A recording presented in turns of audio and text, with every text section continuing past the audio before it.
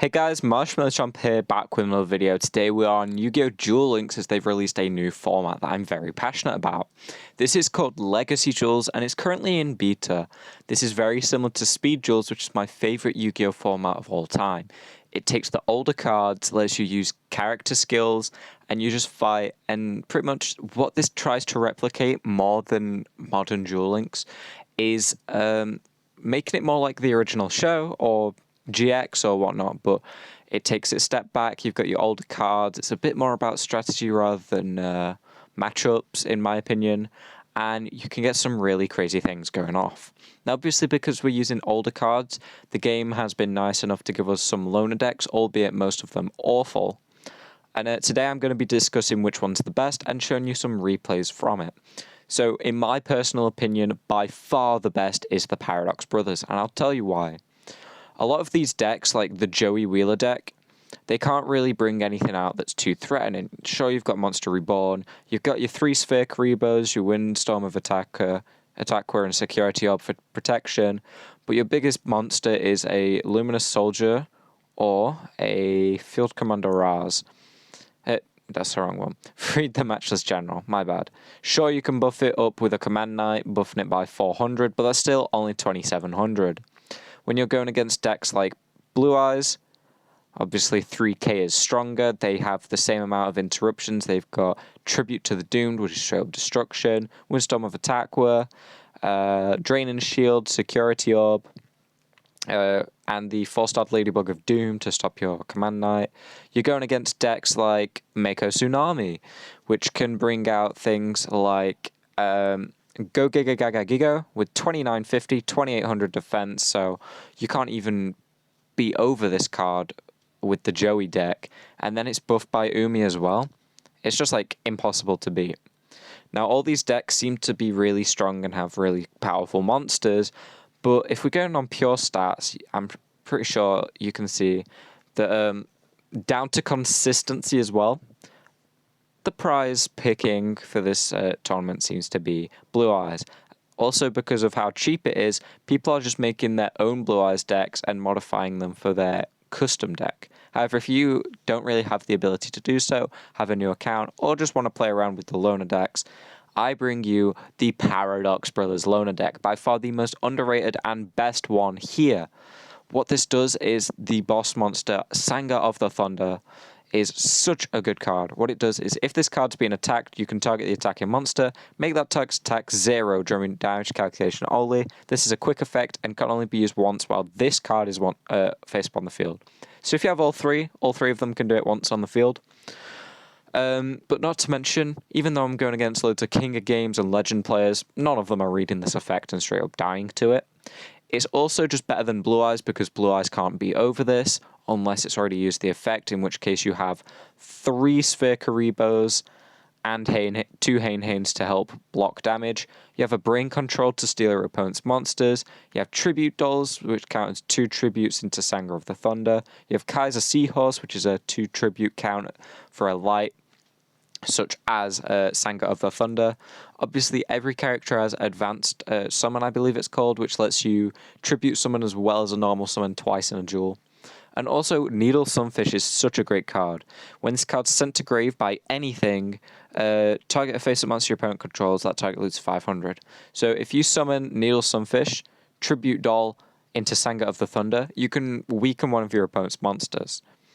The most interesting matchup with this is mirror matches, as it can get pretty dicey, but overall you've got enough interactions to just kind of 50-50 that match.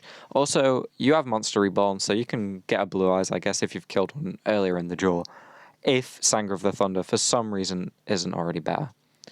Now that I've been talking about it, I'm just going to let you guys chill and go through some of these replays.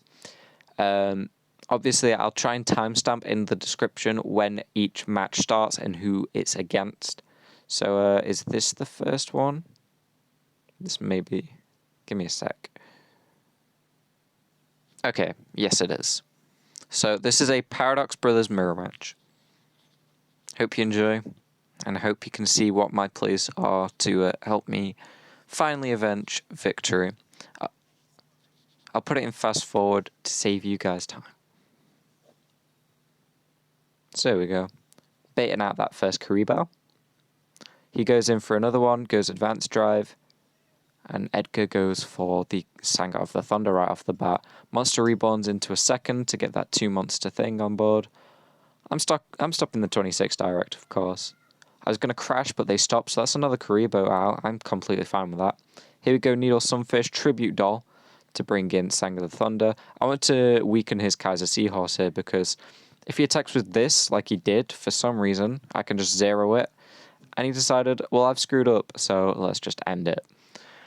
Honestly, don't really know why this guy did that, because surely you should know Sanger of the Thunder's effect if he's using Sanger of the Thunder. Nonetheless, he smacks into it, it got zeroed, and then he just ended it because he knew the inevitable was about to happen. Because literally it would have gone to my turn, and I would have done that same attack and won anyway. He had nothing in hand either, so it's not like he could have Sphere Karibo'd. Here we are against, I believe this was someone's own made Blue Eyes, so it's a little better than the Blue Eyes Loner deck. This is a pretty good hand, I can't lie. So for safety's sake, we set Hain, and then we normal summon, go to advanced drive on our turn to go into Sang the Thunder. They literally haven't played anything yet. Here we bait out a Sphere. So we go for a Hain, normal summon, Tribute Doll to get a second. Bait out the attack, that is fine with me, because one of them couldn't attack anyways. They advance drive their Effigy into a Blue Eyes. Things could look bad, but obviously they didn't read Sang of the Thunder, or they were just fine with taking that damage. They attack again, but we have Sphere Karibo, and they don't have enough Sphere Karibos to stop their Blue Eyes dying. They then Kyberman into another one, and then Monster Reborn their first one, so this is kind of problematic, but they take 22, and we got another top deck Sanger. I'm fine with them taking that out, but we top decked Brain Control. I was going to tribute my other Sanger into this one anyway, just so it had its 0 attack ability. But it was fine because we top decked Brain Control and can just grab their Blue Eyes and end up having 2 Sang of the Thunders.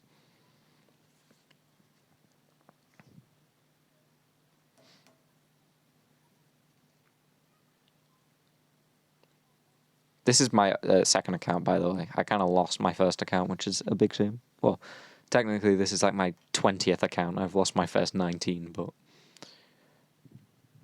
never mind. So this time we're going against a Yugi player. I've not actually lost a match using this Paradox Brothers deck yet.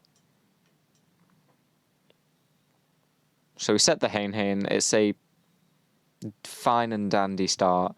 They go double costing into DMG, hit the Hain, and I bounce it back. We then go for a Needle Sunfish. He draining shields, but that's really no big deal for me. It stops the attack. They gain some life points, but they could have not picked a weaker target. So they reborn the Costin and go into DMG again. I Sphere Karibo it, and we have 2 Sunfish. So Brain Controlling the DMG, putting it into attack.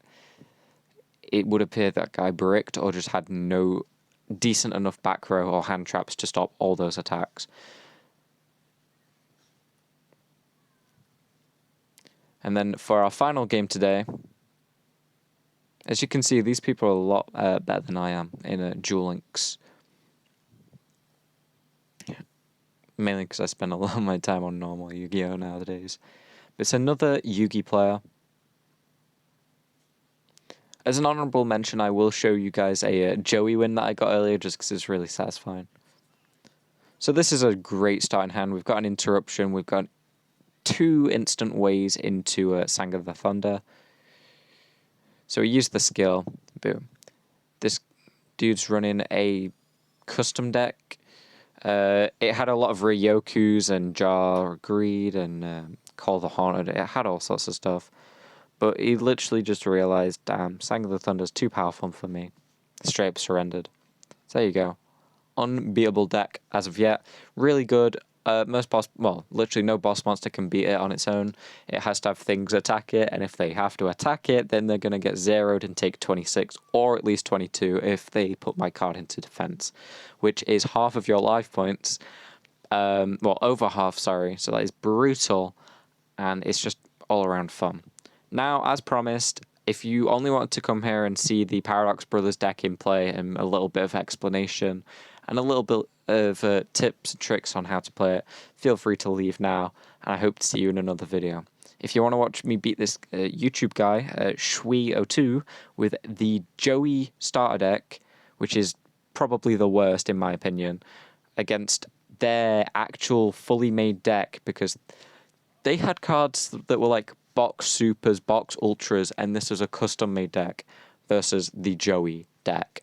So the fact that they lost to this, I think, was really quite amusing, and it all came down to the fact that they went too aggressive because they didn't read a card effect, and they just straight up lost down to that. So they were playing Yugi. I won't speed this one up just because I want to go a bit more in depth with this. This Joey deck, I would not recommend. It's kind of cool, but it never really wins. Okay, so here we go. I've got turn 1. There's not much I can do, so I go for the attack with set, of course, and then just normal summon Axe Raider, hoping to just kind of scare them, I guess. This deck does not do much. So our friend over here summons Rogue Doll, and that's not going to do diddly squat to Axe Raider. I can feel that they're trying to bait me into hitting a Sphere Karibo, but honestly, I'm very happy with tripping that with a Axe Raider. It's just a level 4. I'm not too sad if it dies, so I just go right into this. I think they attack with me. Yeah, they attack with me, which is honestly really good because Command Knight can't be destroyed by battle. Can't be targeted for battle, sorry, if there's another warrior. It has high defense stat, and it buffs all warriors by 400. So here we go. They go for my Axe Raider, and then they go for a Magician Circle to bring out Dark Magician Girl, I believe. Yes, so it's the highest possible target they could bring out. So they were trying to get me to activate attack on Rogue Doll attack, but I knew they were going to do something, so I saved it, used it now, and put their whole board into defense. So here we go. I have a Axe Raider that can kill pretty much everything on board, and my Command Knight's in defense, buffing all warriors by 400. Yeah, so I go for Field Commander Raz here, and I can top deck any warrior in my deck. So I do go for another Command Knight for worst case scenario, because again, it's protected, it buffs the warriors, and if I could get 2, that'd be an 800 attack buff. So I take out the DMG, I take out one of the Rogue Dolls. They're left with 1 Rogue Doll and an empty board, 2 in hand. I've got 2 in hand, but I do have Tribute to the Doomed. So they set face down, go Monster Reborn into DMG, and their game plan here was to take out the Command Knight so everything loses the 400 buff, and then they can just beat over everything. But they didn't read that Command Knight can't be... if you control another monster, monsters your opponent controls can't target this card for an attack. So basically, they couldn't beat anything. Axe Raider beats over DMG. They use Security Orb. So that puts Axe Raider into defense mode. Big whoop. So I slam the Rogue Doll with my Field Commander Raz to get in some damage, not lose field advantage, and just take out another monster. Apply the pressure. Which is sort of what this deck does. But yeah, they just surrender. They just realize, like, Command Knight on top, and they can't do anything. But yeah, this deck's really good at applying pressure, but the main issue is because you can just normal summon, tribute summon in the same turn, they can pretty much just draw 1 card and have something bigger than your entire deck. But I thought that was just a really funny match, and I hope you guys enjoyed it. Yeah, I guess I just beat some random YouTubers. That's pretty funny. Thank you all for watching. I hope you enjoyed. If you are going into the Legacy Duels event, let me know what your deck is. Let me know if you've gone for a custom or if you're stuck with a loner deck. And let me know if you guys think that the Paradox Brothers deck is the best. Because I literally just started and got all these wins with it.